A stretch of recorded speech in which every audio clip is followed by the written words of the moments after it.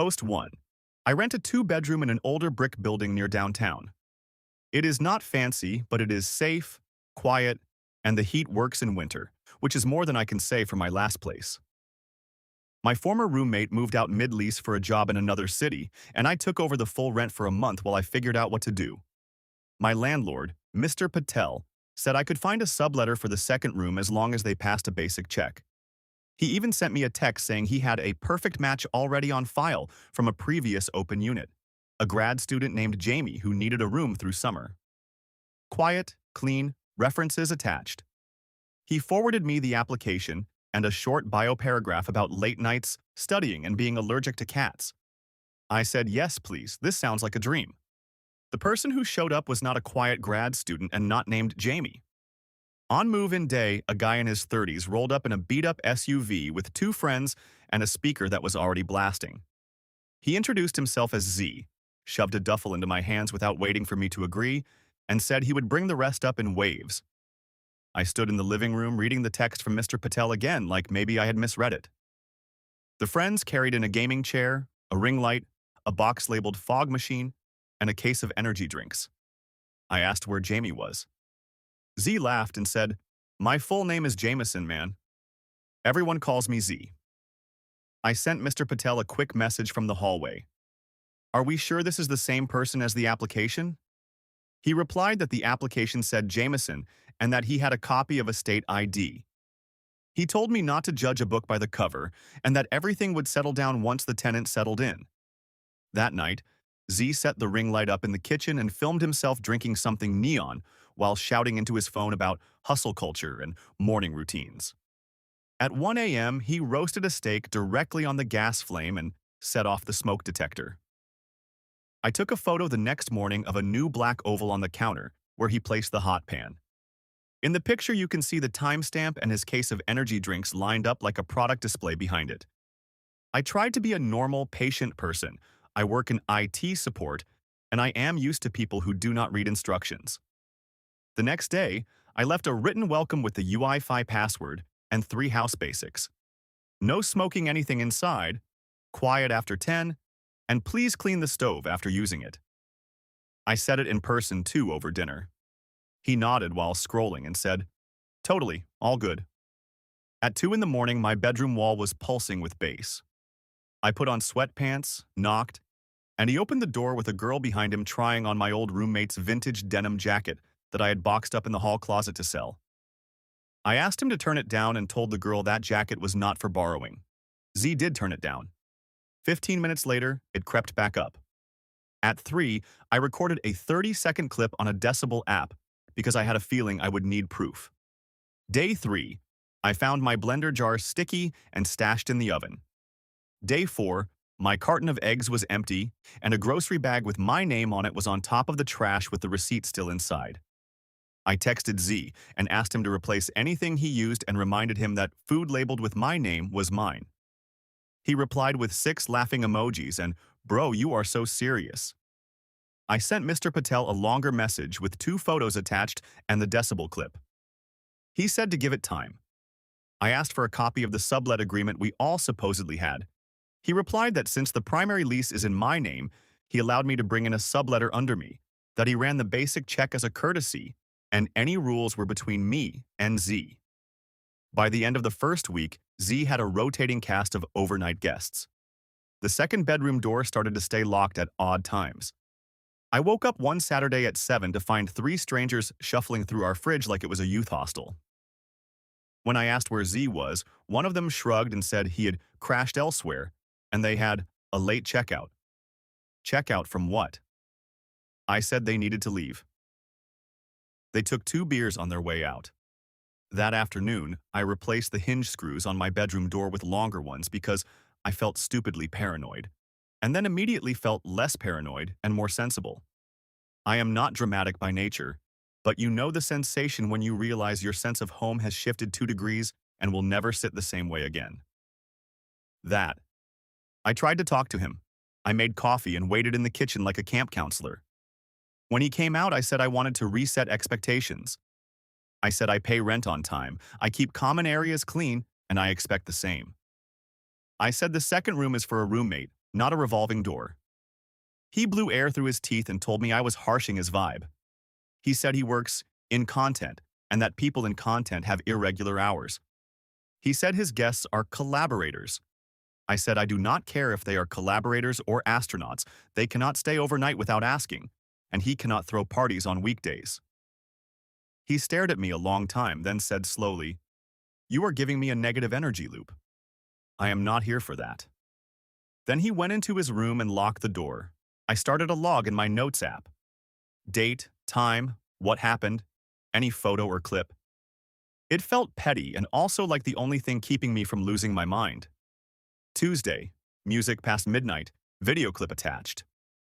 Wednesday, took my laundry out mid-cycle and piled it on top of the machine, photo attached. Thursday, found a cheap keypad lock installed on the inside of his door that was not there before. Friday, at 1:13 a.m. A stranger knocked on my door asking if the studio was open yet. The tipping point for me happened last night. I came home to find the chain on our front door flipped from the inside. I knocked, waited, knocked again. No answer. I slid my arm through the crack and unlatched it. The living room was a mess of boxes, and a ring light was pointed toward the couch, which was covered in fabric like a backdrop. There were two men I had never seen and a camera on a small tripod. I asked where Z was. One of them smirked and said, "The host will be right back," like we were at a restaurant. I said this was my apartment, not a set, and they needed to leave now. They asked for a refund. I told them there were no refunds for something that never should have been scheduled. Z came out of the bathroom rubbing his eyes like I had disturbed his sleep and asked me why I was being so hostile to his clients. Clients? I told him to clear everyone out and that we were going to sit down with the lease and figure out how fast he could be out, because this was not working. He laughed. He said I could not evict him because he had keys, mail, and a deposit with me. I said he needed to show me proof of any deposit because I had never taken one. He shrugged and called me cheap. I pointed at the door. The men packed slowly, as if daring me to push them. When they finally left, Z told me I was burning bridges in an industry I did not understand. I emailed Mr. Patel with a subject line that said urgent and attached everything. He replied that night, "This is between you and the occupant you chose." He suggested mediation. I sat at my kitchen table staring at that sentence like it might rearrange into something useful if I blinked enough times. So here is my question. I told Z that he has 30 days to move and that until then there will be no guests and no filming, and that if it continues I will call the police for trespassers and talk to an attorney. He said if I call the police he will tell them I have been harassing him and invading his privacy and that I am unstable. He also said he would tell the landlord I sublet without permission, which is not even true. I have the text where Mr. Patel offered me Jameson, the quiet grad student. It is the same name, but this is not the same person. At least it does not feel like it. So, am I the jerk for telling the guy who was supposed to be a quiet student that he has to move out? And for refusing to accept his clients, parties, and all of it while we are still under the same roof? Comment 1. Document everything and stop having long talks. Send one written notice with dates, violations, and your house rules and copy your landlord. If guests show up again, call non-emergency and have an incident number. Do not touch his stuff and do not escalate. Comment 2. Be careful with the 30-day thing if your city has strict tenant rules. You might have just given him more leverage. Talk to a tenant attorney before you do anything else. Also set up a camera in your own room facing the door for your protection only. OP reply. I kept the receipts and sent Mr. Patel a folder tonight with the photos, decibel clip, and the text where he promised a different kind of renter. I will call a tenant attorney in the morning. I do not want drama. I want my home back. Update 1. It's been a week since my first post, and I wish I could say things calmed down. Instead, everything just got quieter. Not better. Just quieter in that deliberate, skin-crawling way that makes you second-guess if you even have the right to be angry. After I told Z he had 30 days to move, he didn't argue again. He just smiled and said, "Sure thing, boss," in this syrupy, insincere voice. For the next 2 days, he barely spoke to me. The music stopped. No guests. No ring light.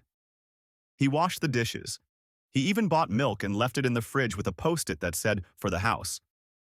For about 48 hours, I thought maybe this was the reset we needed. Then little things started shifting. The first morning I was running late for work, my keys weren't on the hook. I tore the counter apart until I found them sitting on top of the microwave. Later, my Bluetooth mouse, one I keep in a desk drawer, was gone for half the day before it turned up under the couch. I asked Z if he'd seen it, and he said, "You should keep better track of your stuff, man. Stress kills memory." He smiled when he said it. I took a photo of the microwave with the timestamp anyway, like proof of my own sanity. The next night, I came home and found all the blinds closed. Z was sitting cross-legged on the couch, the TV off, the apartment dark except for the orange glow from the streetlight outside. "You're late," he said, like a parent waiting up. "For what?" I asked. He shrugged. "It's just good manners to tell your roommate when you'll be out all night." I was gone 3 hours. I told him, "You're not my keeper," and he said, "Then stop acting like a ghost." I started locking my bedroom door when I left. I even bought a cheap door camera, one of those motion ones that sync to your phone. The first clip it recorded was at 2:18 a.m. Z standing in the hallway, just outside my door, holding a mug. He doesn't knock or try the handle. He just stands there for about 30 seconds, then walks away. No sound, no reason. I watched it 3 times, wondering if he'd heard me stirring, if maybe he was half asleep. But the next morning, when I asked if he needed something last night, he blinked and said, "I don't know what you're talking about." That same morning, my toothbrush was wet before I'd used it. I threw it out. I started a new note in my phone called Incident Log 2. The first log from the earlier week was more about noise and clutter. This one was about patterns, things that felt like they meant something, but I couldn't quite prove. April 4th, 11:45 p.m. Footsteps outside door, no sound afterward. April 5th, 2:18 a.m. Hallway clip, mug in hand. April 5th, 8:12 a.m. Toothbrush wet. April 6th, Wi-Fi network renamed to Trust Issues.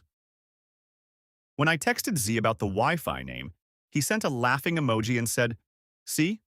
You're finally getting my sense of humor." 2 days later, I got a message from our downstairs neighbor, Marlene. She asked if I was okay. I said yes. Why? She said Z had told her I was dealing with some mental health stuff, and that if I started yelling randomly, she shouldn't take it personally. I asked her if he'd actually said that. She said, word for word, "He said you're harmless but unbalanced." I thanked her and sent a screenshot to myself in case it disappeared later. I started wondering if that was his plan, to make everyone else think I was crazy first. I emailed Mr. Patel again, attaching the log and the hallway clip. He didn't reply. I called his office and his assistant said he was out of town for a week. I left a voicemail describing what was happening, and halfway through I heard my own voice tremble and realized how insane it sounded. He changes the Wi-Fi name. He moves things around. He stands outside my room. Silence. Then I deleted the voicemail and left a shorter one. "Please call me back. It's urgent." That night, Z was in the kitchen when I got home. He looked normal, cheerful even, like none of it happened. He offered me pasta and said he'd made extra. I declined. He leaned against the counter and said, "You know, tension like this isn't healthy. Maybe you should move out first." "I'm not the one breaking rules," I said. He nodded thoughtfully and said, "Funny how you always say rules instead of boundaries. Rules are about control. Boundaries are about respect. Guess which one you're bad at." Then he smiled again, that fixed, PR-ready smile, and walked away, humming. I barely slept that night. Every creak sounded like a step. Around 3 a.m., I heard the front door open and close. When I checked the camera app, there was no motion clip this time. The red light on the camera had been turned off manually. The next morning, I found the batteries missing. That was the moment I realized I wasn't dealing with some careless party bro. He was methodical. He wanted me uncomfortable, off balance. The problem was he still hadn't done anything illegal. Not exactly. I thought about calling the police, but what would I say? My roommate touches my stuff and stands in hallways.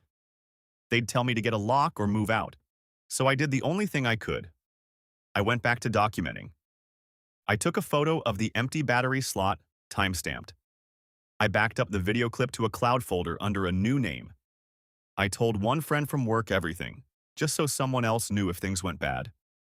That weekend, Z announced he was throwing a networking night. Not in our apartment, thankfully, but somewhere downtown. He said it like an invitation I'd be honored to get. I said I had plans. He winked and said, "Maybe it's better if you keep to yourself. People might misread your energy." Then he left with a garment bag and a tripod case. When I came home the next evening, my bedroom door was closed. Locked. My key didn't work. I stood there for a full minute before realizing my hand was shaking. I called a locksmith, paid $160 out of pocket, and stood there while he opened my own door. Nothing was missing. Nothing was broken. My camera was gone. There was only one thing left behind, neatly placed on my desk: a folded piece of paper with my name written in blue marker. Inside it, in neat handwriting, were 4 words. "Let's keep things friendly. Comment 1. You're not crazy. This guy is escalating from noise to psychological control. Start staying somewhere else if you can, even a friend's couch. Call your landlord again and demand in writing that he handles this immediately. Comment 2. This sounds like classic gaslighting. He's trying to make you doubt yourself so you don't act. Get a lock for your door that only you control and keep backups of every single piece of evidence off-site." OP reply: "I've already started sleeping with my phone recording app open on the nightstand. I'm moving some valuables to my office locker tomorrow. I just want to make it through the month without losing my sanity or my lease." Update 2. I didn't move out. I thought about it every day for the last 2 weeks, packed a bag twice, and even crashed on a coworker's couch one night before convincing myself to come back and handle it like an adult. I told myself I couldn't let a manipulative stranger run me out of my own home. That's what he wanted, to make me look unstable so he could twist the story first. And I was right. That's exactly what he tried to do. 2 days after the "let's keep things friendly" note, I came home to find Z sitting at the kitchen table with Mr. Patel, the landlord. It was the first time I'd seen Patel in person since all this started. Z was wearing a collared shirt, hair combed, laptop open with a spreadsheet on display. He looked like a model tenant. Patel smiled awkwardly and said, "I wanted to check in, make sure there are no misunderstandings." Z leaned back, arms folded. "I just don't want conflict, man. I'm easygoing. He's been tense lately, leaving cameras around, locking himself in, recording me without permission." Patel turned to me. "Recording?" I said. "For safety." "Because he—" Z cut in smoothly. "Because I walk to the kitchen at night. I'm not sure why that's a crime." I looked at Patel, searching for a hint of skepticism, but he just sighed like he was tired of babysitting us both. He asked if we could just respect each other's privacy until the sublease was up. He said, "It's only a couple more weeks, right?" I nodded because I didn't trust myself to speak. After Patel left, Z smiled at me and said, "See? Boundaries, bro. Communication works." I took a picture of him and texted it to my friend Nina with the caption, "If I disappear, this is the face that did it." I started noticing how he changed depending on who was watching. With Patel, he was calm and rational. With me, he whispered through the wall at night, just low enough that I couldn't make out the words, just the rhythm. It was like listening to a one-sided phone call through static. Sometimes I'd catch a phrase, "Still up?" or "How's the trust fund?" One morning I found a post-it stuck to my door. "You snore louder when you're scared." That was the first time I thought about restraining orders. I started working later just to avoid being home. When I came back, Z would be in the living room with the lights dimmed, scrolling through his phone. "Late again," he'd say, not looking up. Once he added, "Hope your boss appreciates the effort." Another time, "Must be lonely, huh?" It was always phrased like concern, but the way he said it made my skin crawl. One night I got home to find the door chain on again, same as before. I knocked. No answer. After 5 minutes, I texted him, "Remove the chain or I'm calling Patel." He replied instantly, Call whoever you need, man. I'm just protecting myself. When I finally got in, after calling Patel again and getting voicemail, the living room was dark except for his ring light. It was turned toward the wall, glowing faintly. My incident log app pinged me. Motion detected in bedroom, then cut out. When I checked my room, my desk drawers were open. My laptop was powered on. A new file sat on the desktop. Trust_issues.docx. It was blank. I emailed the clip of him locking me out to my friend Nina and one to myself at a backup address. I didn't tell Z I knew. I didn't even mention it. The next morning, he greeted me like nothing had happened. "You good?" "You look tired," he said. I didn't answer. That night, he hosted one of his content sessions. He didn't invite people this time, just set up his camera and started pacing in front of it, ranting into the lens about toxic roommates and fake friends who crave control. His voice carried through the wall, calm at first, then louder, until I heard my name. Not my full name, but close enough that anyone who knew me would connect the dots. He talked about how some people weaponize victimhood. He said, "You ever live with someone who acts nice in public but turns psycho when you're not looking?" I started recording through the wall. Afterward, I texted Patel again. "He's filming rants about me now. This isn't safe." No response. I called his office the next morning. Number disconnected. 2 days later, I woke up to banging on the door. It was the police. Z stood behind them, looking distressed. He told them I'd been threatening him, following him, and filming him without consent. He said I was having episodes and had broken into his room. One of the officers asked if I'd done that. I said no, and offered my phone with the recordings, photos, and texts. Z smiled faintly and said, "He's good at editing." That's what he does for work. It was surreal, watching my own home tilt sideways. The officers didn't arrest anyone. They just advised us to avoid contact and left. Z closed the door behind them and whispered, "Your move." That was the first night I didn't sleep there. I packed what I could into my car and drove to Nina's. I left the camera rolling in my room, pointing toward the door. The next morning, the feed was blank, just static for 7 straight hours. I went back once in daylight to grab more things. The air smelled faintly of bleach. The kitchen counter had been wiped bare, except for my note from weeks ago, the house rules, taped to the fridge with a new line scribbled across the bottom in thick black Sharpie. No recordings, no lies. That night, Nina convinced me to call the police again, but they said since we were both tenants, it was a civil matter.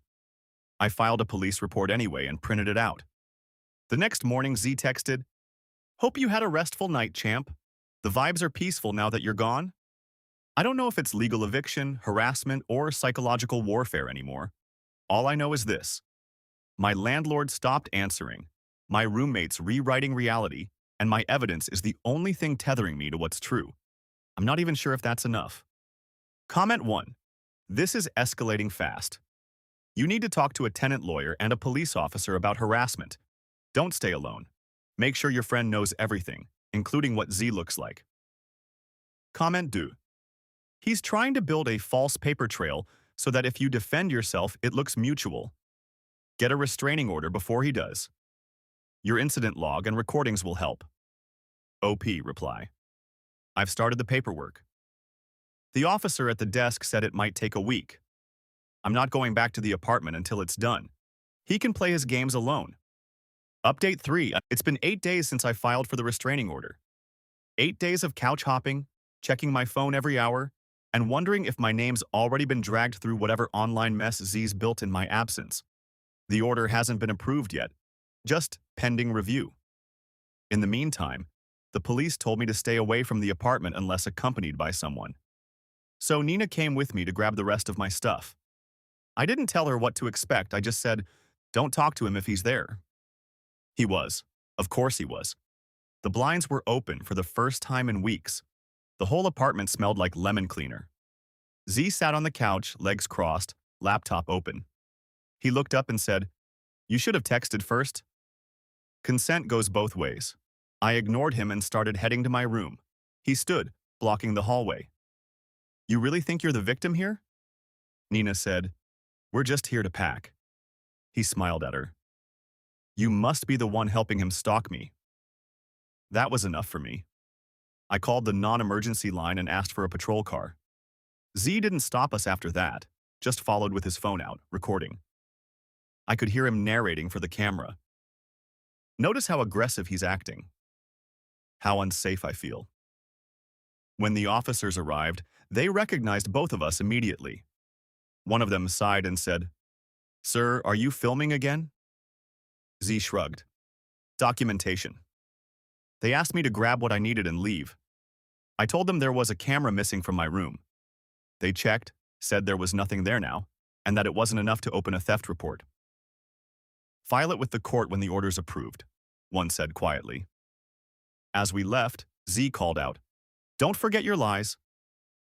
I didn't go back after that. The next day, my boss called me into his office.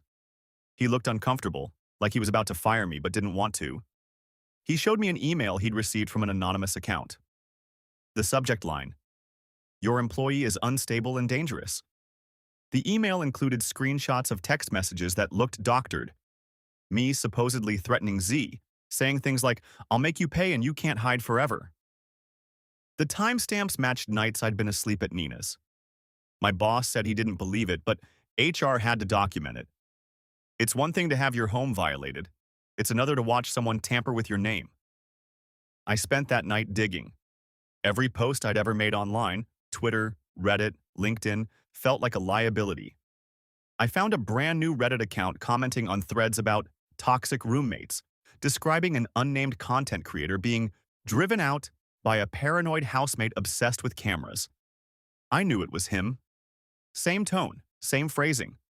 I reported every post I could find, but they stayed up for days before being taken down. Then came the footage.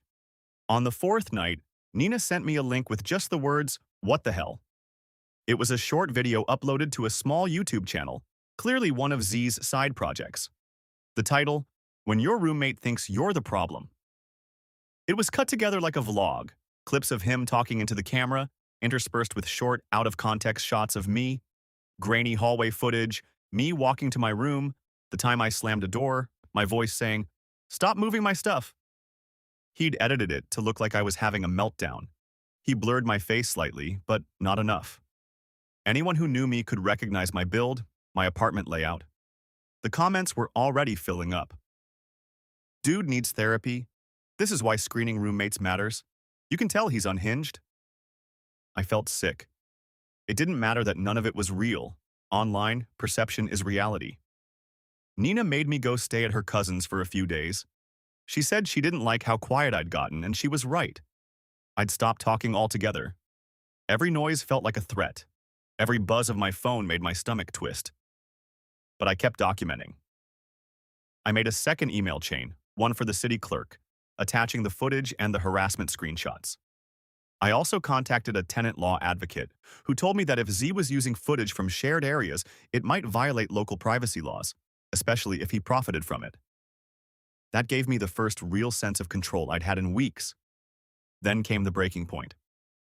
Z showed up at Nina's. He didn't knock. He stood across the street just staring at the building, holding his phone up like he was recording again. Nina's dog started barking, and that's how we noticed him. When she shouted out the window, "We're calling the cops!" he smirked, mouthed something we couldn't hear, and walked off. The patrol officer who arrived 15 minutes later said, "Until the restraining order's active, there's technically nothing we can do. Just keep a record." So I did. I printed every email, every screenshot, every timestamp. That's when the pattern finally came into focus. The rants, the gaslighting, the public posts. It wasn't random. He was setting the stage for his version of events. If I cracked, if I yelled, if I pushed back physically even once, he'd have proof I was the aggressor. It was all about control, about narrative. The restraining order came through 2 days later. When I picked it up at the courthouse, the clerk handed me the copy like it weighed something. "Keep this on you," she said. "If he contacts you, call immediately." That night I slept. Really slept. For the first time in weeks. But even in dreams, I could still see his grin. The one he used when he knew he'd gotten under my skin. The next morning, I got a voicemail from a number I didn't recognize. It was Z's voice, distorted through a filter. Funny thing about paper, he said, it burns. Comment 1. He's escalating. Now that you have a restraining order, the next step is enforcement. Send copies to your workplace and the landlord. Document every contact, even indirect ones. Comment 2. Start talking to a lawyer about defamation and invasion of privacy. You might have a case with the edited video, especially if your boss can verify it caused workplace consequences. OP reply. Already in motion. HR flagged the email, and my lawyer says the restraining order gives me leverage if he tries anything again. I'm tired of being scared. I just want this story to end. Update 4. When I said I wanted this to end, I didn't think it would happen like this. It's been almost 3 weeks since the restraining order was approved. For the first few days, Z went silent. No emails, no calls, no shadow at the end of the street. I started to think maybe he'd finally gotten bored and moved on. I even began sleeping in my own apartment again, cautiously, with new locks and a friend staying over a few nights a week. The air was still thick with that faint lemon bleach smell, but at least it was quiet. Then, on Wednesday, everything detonated. It started with a message from a coworker. Dude, isn't this your old roommate? Check Twitter. I opened the link and felt my stomach drop. Z had posted a full-length storytime video to his verified social media page. Not the tiny YouTube he'd been using before. This was his main account, the one with thousands of followers. The video was titled, "When Mental Health Turns Violent, My True Story." He'd compiled everything.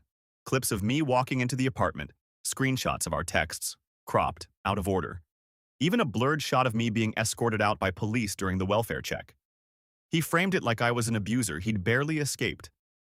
His caption read, "It's hard to talk about trauma when people call you crazy, but silence protects abusers." This is my truth.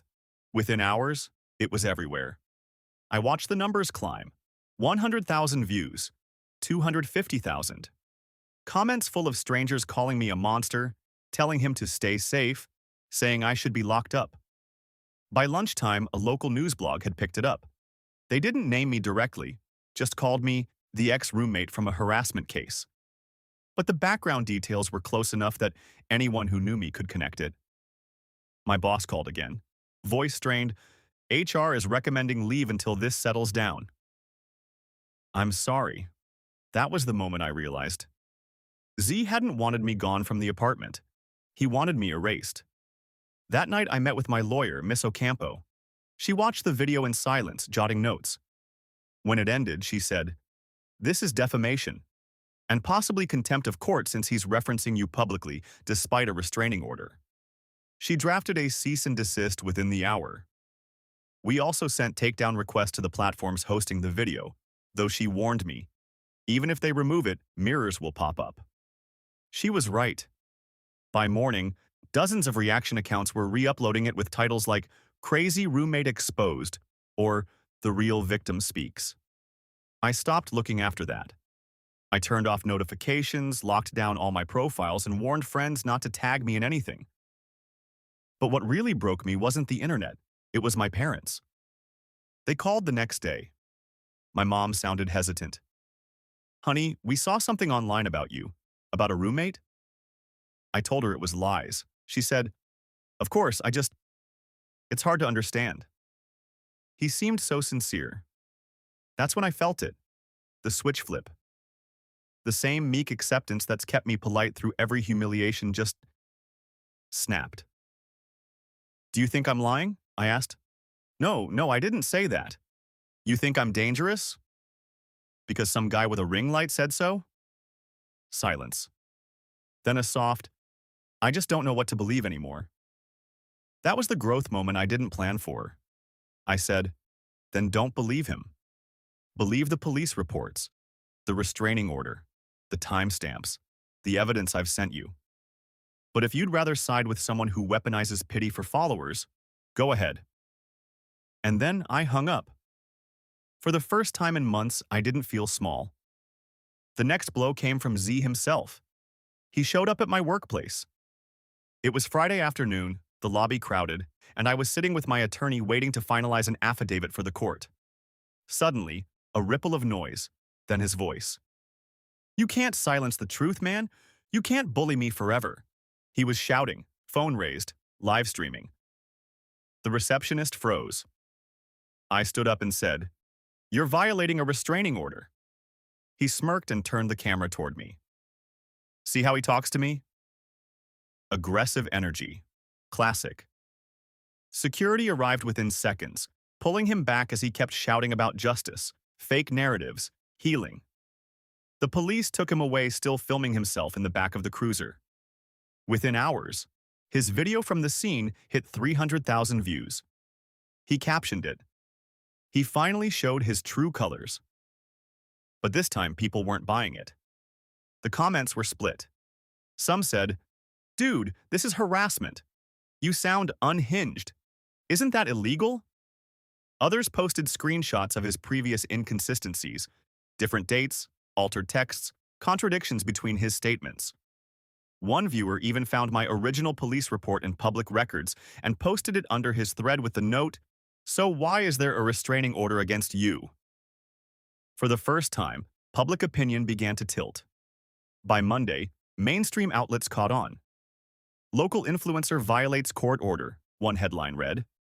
Another said, "Advocate for mental health faces allegations of harassment." His sponsors started quietly pulling out. A city council member he'd interviewed months earlier deleted their tweets of support. I didn't gloat, I didn't post, I didn't even tell anyone but Nina. I just printed every headline and added them to my file. Evidence isn't about revenge, it's armor. That night, while I was packing my things for a permanent move, I got a voicemail from an unknown number. His voice again, shaky this time. I didn't mean for it to go this far. "They're turning on me. You win.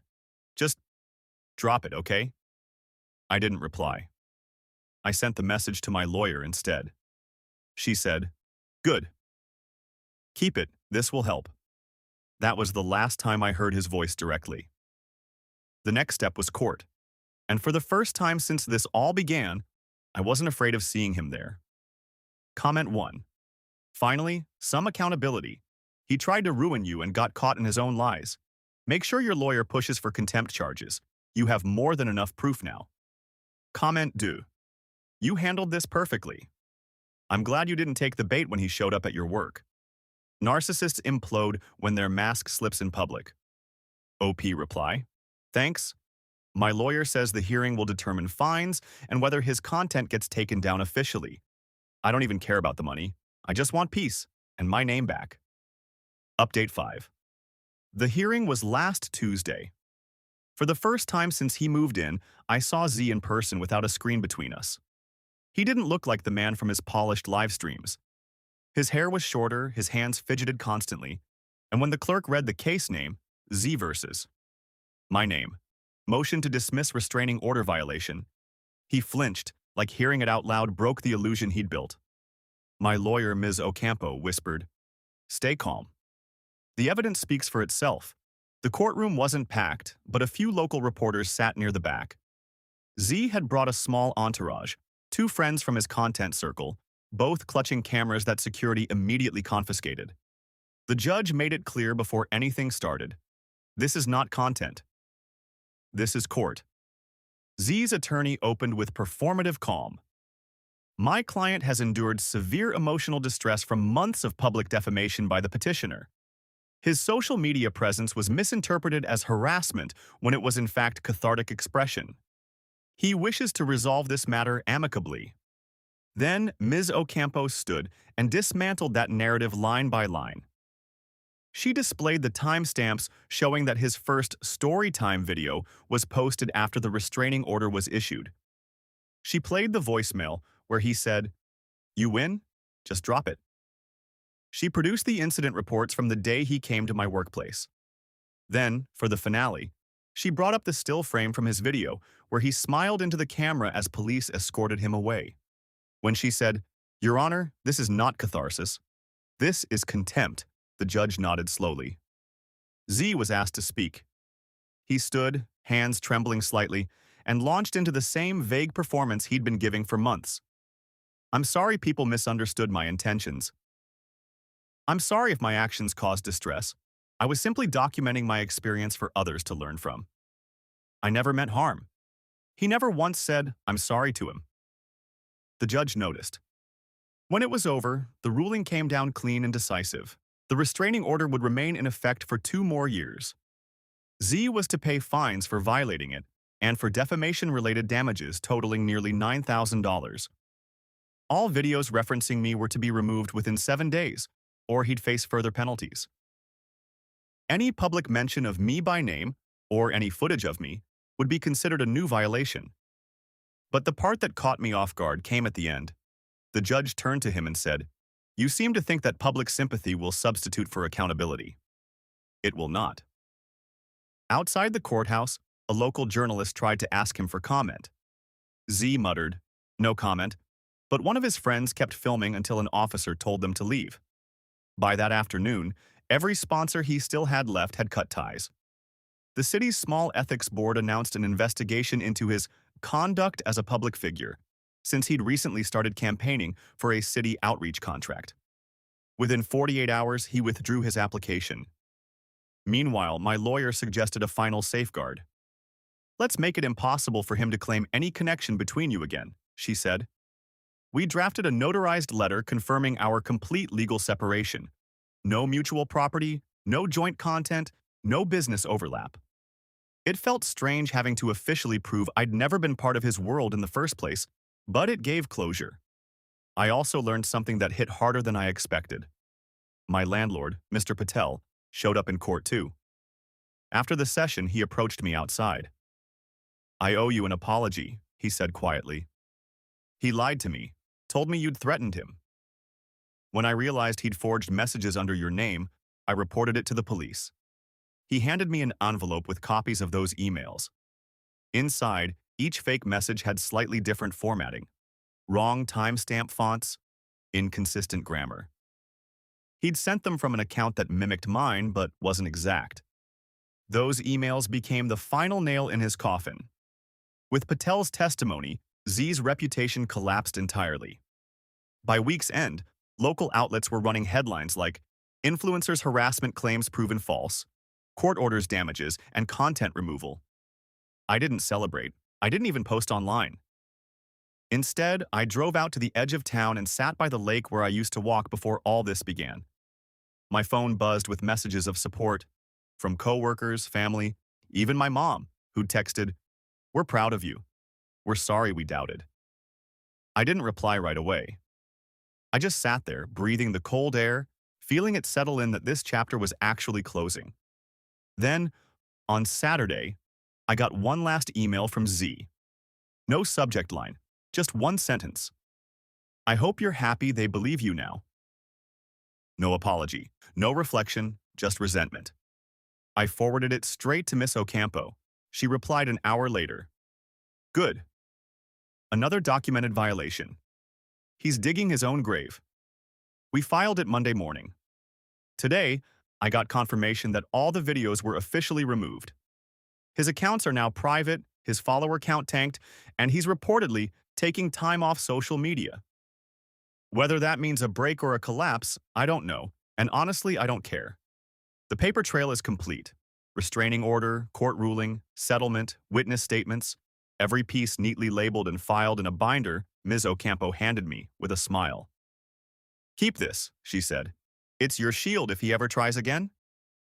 I walked out of her office lighter than I've felt in months. For the first time since Z moved in, the apartment feels like mine again. The locks are new, the camera's gone, the air finally neutral. I even took down the sticky note I'd left on the fridge months ago, the one that said "House Rules." Now there's only one line taped there, printed from the court transcript. "Boundaries are not aggression. They are protection." Comment 1. I'm so glad it's finally over. He weaponized sympathy and social media, but couldn't fake evidence in court. Proud of you for staying calm through it all. Comment 2. Perfect ending. Paperwork, proof, and peace. You didn't just protect yourself, you showed exactly how narcissists crumble when they lose their audience. OP reply. It's strange. I don't even feel triumphant, just relieved.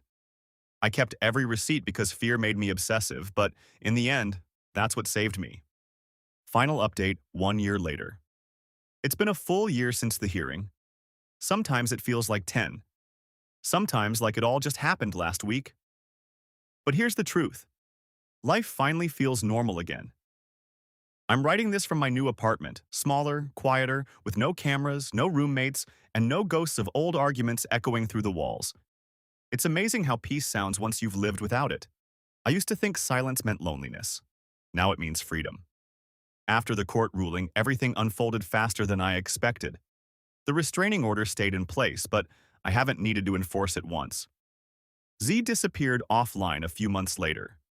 His public apology, if you can call it that, was a masterclass in self-pity.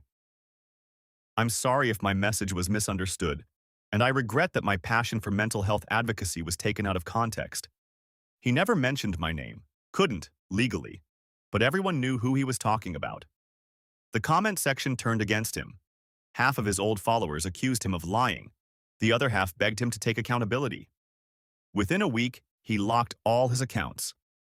2 months after that, I heard he lost his outreach consulting contract with the city. Someone leaked the internal memo from the ethics board that called his behavior incompatible with public trust. Apparently, they'd found that the harassment case made him a liability for municipal partnerships. He didn't get fired exactly, he resigned to focus on recovery. PR language for being shoved out the door. I didn't rejoice. I didn't need to. Watching the truth quietly balance itself out was enough. The bigger shift came inside my own circle. For months, I carried this weight that maybe I'd overreacted, that reporting him, documenting everything, and standing my ground made me paranoid or vindictive. But over time, people stopped looking at me with pity and started looking at me with respect. My boss reinstated me, no questions asked. My coworkers check in differently now. Not like I'm fragile, but like they know what I survived. Even my parents, who once hesitated, visit on Sundays with takeout and an awkward kind of pride. As for Z, the last time I saw his name was 6 months ago, buried in a local news brief. Former influencer facing small claims suit over breach of contract. No mention of me, no updates since. It's like he vanished into his own shadow. The restraining order still has a few months left. My lawyer says we can renew it if I want, but I don't think I'll need to. People like him thrive on attention, and once that dries up, so does their power. If there's one thing this year taught me, it's how easily kindness can be twisted into weakness. For months, I kept quiet, afraid that defending myself would make me look guilty. I let him narrate my life for the internet while I waited for someone to see the truth. But no one tells you that the truth doesn't announce itself. You have to hold it up, even when your hands shake. Sometimes I still get the urge to check his old pages to see if he's said anything else. I never do. Instead, I walk the dog I adopted last fall, a scruffy rescue mutt who's terrified of loud noises but trusts me anyway. I named him Keeper because that's what he is, the proof that not every scared thing stays broken. Every once in a while, someone new at work or a neighbor will say, "Hey, weren't you that guy?" And I just smile and say, "Not anymore." I don't need to retell it. I've lived it, recorded it, survived it, and filed it away in a neat folder labeled Closed. Comment 1. That ending hit hard. Not anymore. You didn't just get your life back, you reclaimed the narrative. Proud of you for seeing it through. Comment 2. People underestimate how dangerous manipulation can be when it's wrapped in mental health language. You protected yourself the right way, with boundaries, receipts, and patience. OP reply, "Thank you. I used to think protecting myself made me cruel. Now I know it's what kept me sane." Sometimes the only way to beat someone who lives for attention is to stop giving them an audience.